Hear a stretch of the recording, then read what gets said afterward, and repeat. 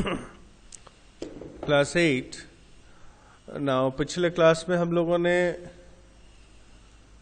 आपका क्रिस्टलाइजेशन जो है प्रोसेस यहां तक डिस्कस किया था। Let us continue the chapter, page number 34, topic 7, distillation. अच्छा, इससे पहले एक डेफिनेशन दे रखा है, saturated solution is the solution in which no more solute can be dissolved at a given temperature। तो किसी भी तापमात्रा में, समझ लो रूम टेम्परेचर जो हम लोग का ऐसा नॉर्मल टेम्परेचर रहता है घर पे, तो आप एक ग्लास ले लो, उसमें चम्मच एक चम्मच भर के चीनी घोलते रहो, एक चम्मच, 2 चम्मच, 3 चम्मच, ऐसे करते करते एक स्टेज आएगा, हो सकता है 10-12 चम्मच के बाद या 20 चम्मच के बाद, कि आपका चीनी आप बहुत हिला रहे हो, बहुत मिक्स कर रहे हो, लेकिन घुल नहीं रहा है। तो ऐसा वक्त, ऐसा समय, ऐसा स्टेज जिस वक्त आपका और सॉल्यूट आपका सॉल्यूशन में नहीं घुलेगा, तब वो सॉल्यूशन को बोलते हैं हम saturated solution. Point number 7, distillation. The method of getting a pure liquid from its solution by evaporation and then condensation of the vapour in another container is called distillation. तो जिस मेथड से आपका evaporation के द्वारा pure liquid को प्राप्त किया जाता है, तो पहले इवेपोरेशन किया जाता है, फिर कंडेंसेशन किया जाता है, भाप को ठंडा करके फिर इसको लिक्विड बनाया जाता है और इसको दूसरे कंटेनर में इसको निकाला जाता है और ये बहुत प्योर होता है। इस प्रोसेस को बोलते हैं distillation. The tap water containing dissolve salts. और जो नलके का पानी होता है उसमें कई सारे सॉल्ट्स अलग अलग मिक्स होते हैं, is purified by the process of distillation. तो इस प्रोसेस से हम उसको प्यूरिफाई कर सकते हैं। Separation of liquid mixtures. तो इसमें दो लिक्विड में लिक्विड मिक्सचर्स होते हैं, कैसे अलग कर सकते हैं।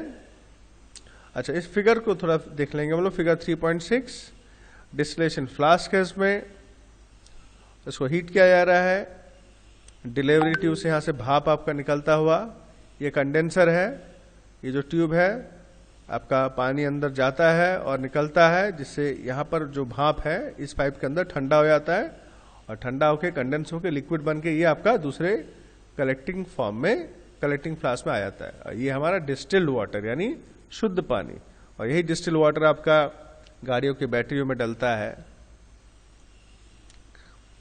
तो अगर लिक्विड मिक्सचर को अलग करना तो क्या करेंगे।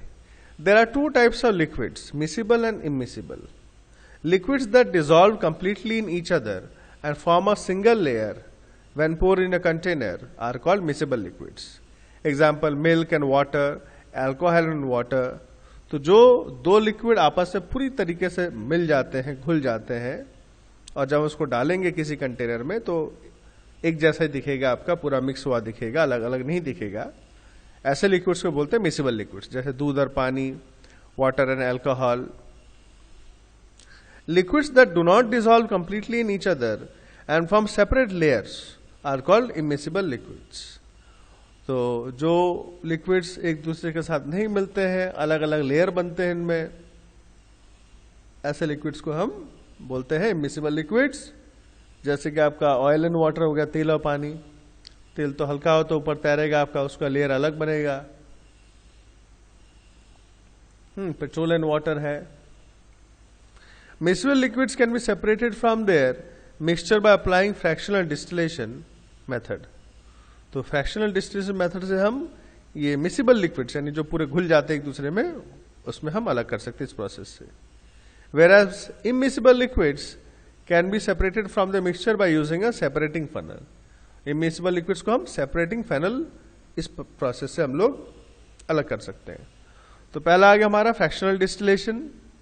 This method is used to separate 2 miscible liquids from their mixture having a difference in their boiling points of less than 25 degree Celsius. तो इसमें दो लिक्विड्स जो मिसिबल लिक्विड्स होते हैं, उन दोनों में जो बॉइलिंग पॉइंट का डिफरेंस एटलीस्ट 25 डिग्री रहता है। Crude petroleum oil is separated into different useful substances such as diesel, kerosene and petrol in oil refineries by fractional distillation। तो कच्चा जो तेल होता है इसको बोलते हैं हम क्रूड पेट्रोलियम को, उस एक ही कच्चे तेल से गाढ़ा काला पूरा बदबूदार, उसी से इसी मेथड से आपका अलग अलग डीजल पेट्रोल केरोसिन निकाला जाता है। This method is based on the principle that different liquids have different boiling and condensation points. तो ये किस नियम के ऊपर आधार है ये कि अलग अलग लिक्विड्स का बॉइलिंग पॉइंट और कंडेंसेशन पॉइंट आपका अलग अलग होता है। The setup use for fractional distillation contains fractionating column. तो इसमें आपका अलग अलग कॉलम होता है, फ्रैक्शनेटिंग कॉलम बोलते हैं इसको हम। अ mixture of water and ethanol can be separated by fractional distillation method. तो पानी और इथेनॉल का मिक्सचर भी हम इसी मेथड से अलग कर सकते हैं। It is because their boiling points differ by less than 25 degrees Celsius. Ethanol with lower boiling point 78.37 degrees Celsius distills first and gets collected in a receiving flask. Water has a higher boiling point of 100 degrees Celsius and thus it left behind in the distillation flask.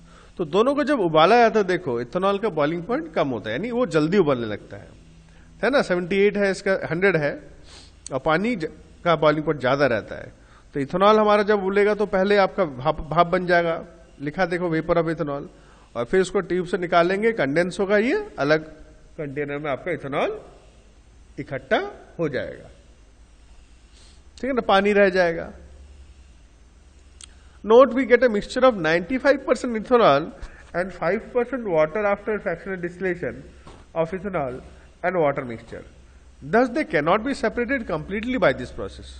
तो देखो जो हमको मिलेगा वो उसमें 100% में से 95% तो इथेनॉल है, लेकिन 5% पानी जरूर रहेगा, क्योंकि इस प्रोसेस से पूरी तरह से 100% हम अलग नहीं कर सकते हैं, कि थोड़ा बहुत पानी भी भाप बन जाता है। Number 2, using separating funnel, separation of two immiscible liquids having different densities. One liquid is heavier than other. मतलब एक ज्यादा, सिंपल भाषा में कहेंगे, एक गाढ़ा होता है, एक कम गाढ़ा होता है। Can be done by using a separating funnel. A mixture of water and kerosene oil is separated by using a separating funnel. तो यहां पर दिया हुआ देखो, ये सेपरेटिंग फनल है, जिसमें दिख रहा है ऊपर आपका तेल है, नीचे लेयर आपका पानी है। यहां स्टॉप कप दिया हुआ है, इसको खोलने से पानी आपका धीरे धीरे निकलने लगेगा, और निकलते निकलते निकलते जब ये पानी काफी निकल जाएगा, तेल का लेयर आ जाएगा, तब हम स्टॉप इसको बंद कर देंगे हम, तो पानी हमारा अलग हो जाएगा और तेल रह जाएगा।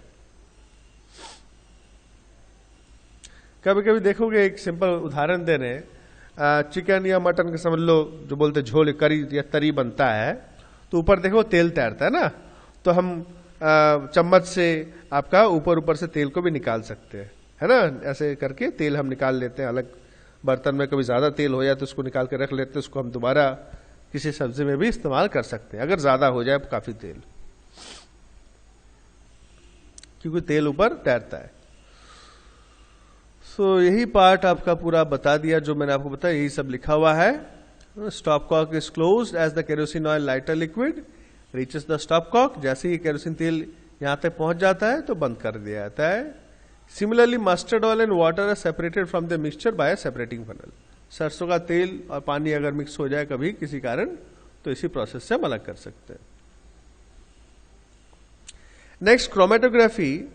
Chromatography is one of the important and modern techniques used to separate mixtures. तो ये बहुत ही इंपॉर्टेंट और एक मॉडर्न तरीका है मिक्सचर को अलग करने का।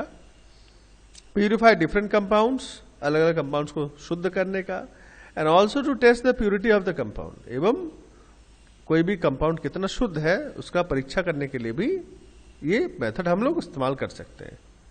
The process of separating different dissolve components of a mixture by there absorption on an appropriate material is called chromatography. तो क्या है? The process of separating different dissolve components of a mixture. एक mixture में जो अलग अलग घुले हुए चीजें हैं उनको अलग करना, किस प्रोसेस से?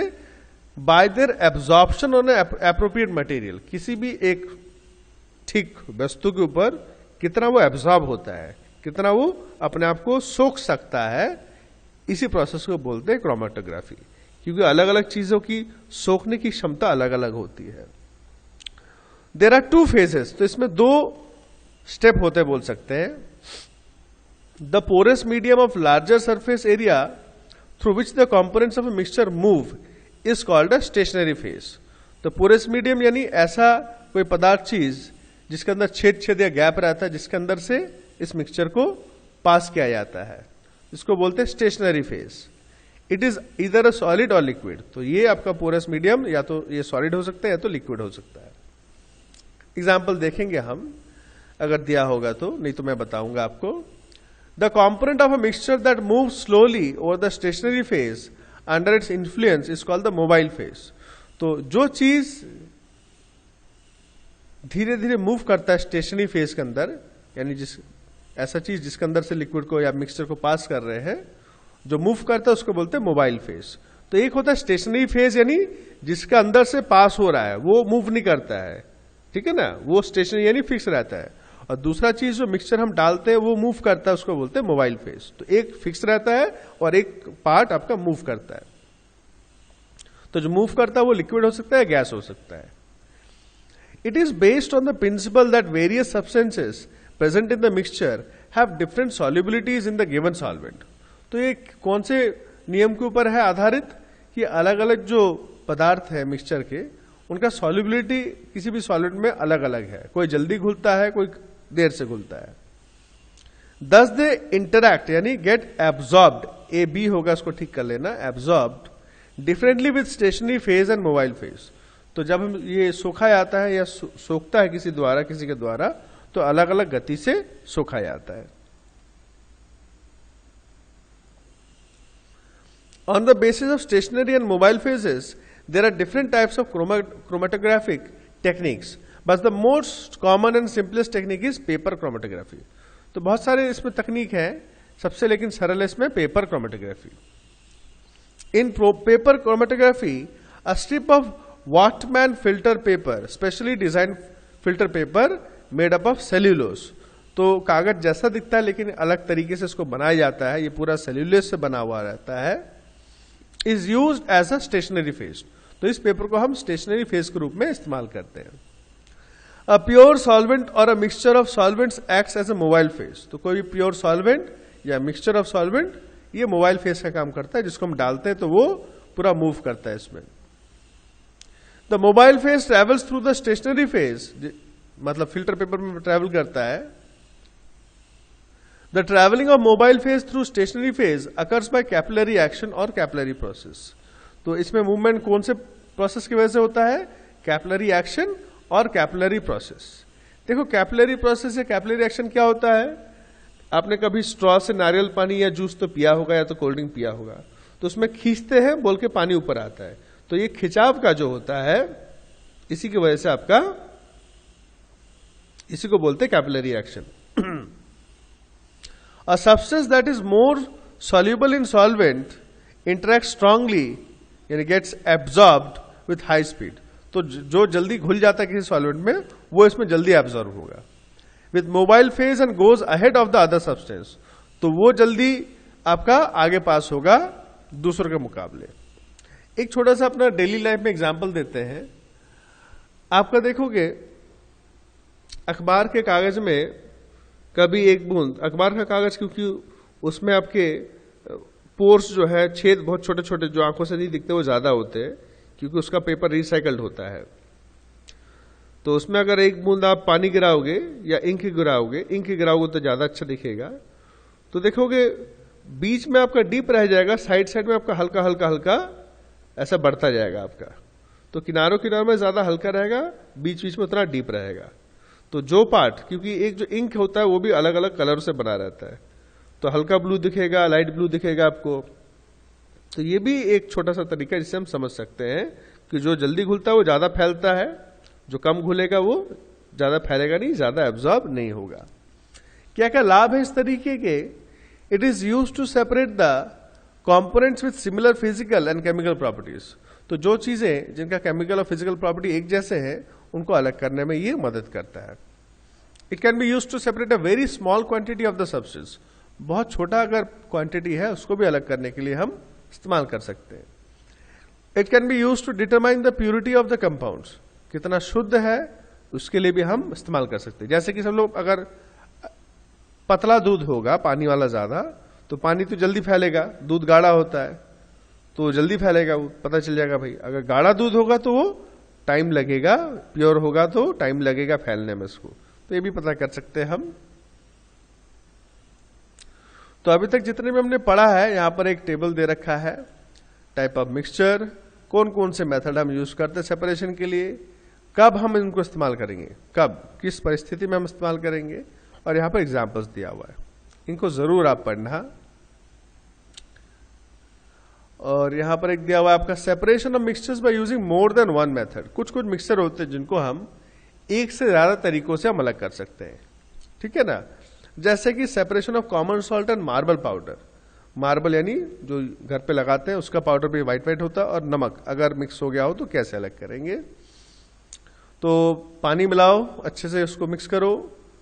Salt solution will undissolved marble powder, ठीक है ना। तो नमक आपका पानी में घुल जाएगा, मार्बल का डस्ट तो नहीं घुलेगा। इसको छान लो आप। इसका दो तरीके हैं। मार्बल पाउडर आपका छन्नी में रह जाएगा फिल्टर पेपर के ऊपर, ठीक है ना। सुखा लो तो मार्बल पाउडर मिल जाएगा। और जो पानी है, सॉल्ट का जो पानी है, नमक वाला पानी, उसको आप फिर छान के उसको इवेपोरेट करो तो पानी आपका उड़ जाएगा, नमक आपका रह जाएगा। तो कई सारे प्रोसेस में यूज कर रहे हैं हम लोग। इसी तरीके से आपका आयरन फिलिंग है, लोहे के छोटे छोटे टुकड़े, एमोनियम क्लोराइड और सैंड, अगर ये मिक्सचर होगा तो क्या करेंगे, पहले मैग्नेट यूज करेंगे तो लोहे के टुकड़े आपके अलग हो जाएंगे, हो गया। एमोनियम क्लोराइड और सैंड, इसको क्या सब्लिमेशन यानी पानी में घोल के उसको रोक देंगे, मतलब थोड़ी देर डिस्टर्ब नहीं करेंगे। तो एमोनियम क्लोराइड आपका ऊपर मतलब पानी के अंदर मिक्स रहता है, अब सैंड आपका नीचे नीचे रह जाएगा, नीचे जम जाएगा। पानी को छान लो तो आपका एमोनियम क्लोराइड पानी के साथ अलग हो जाएगा। कुछ क्वेश्चन है यहां पर आपके, लास्ट में तो समरी है आपका कॉन्सेप्ट मैप जो जो पढ़ा है। ऑलराइट, तो इनको तो आप कर लोगे आप ध्यान से, कुछ भी दिक्कत तो जरूर पूछना। और एक काम दे रहे आपको, ये थोड़ा थोड़ा करके आप पहले आप ये क्वेश्चन है शॉर्ट आंसर क्वेश्चंस, इनको कर लेना आप, ठीक है ना। कोई अगर मिलने में दिक्कत हो, लिखने में दिक्कत हो, उसको अलग से पूछना। सारे माइन्यूटली चेक करना संभव नहीं होता है, ये पहले ही बताया आपको बेटा, ठीक है ना। हम चाहते हैं आप ज्यादा से ज्यादा करो, लेकिन दिक्कतें जो भी है स्पेशली उनको आप अलग से जरूर पूछ लेना। तो ए वाला करना, उसके बाद बी, फिर सी, एक एक करके मुझे भेजते रहना आप।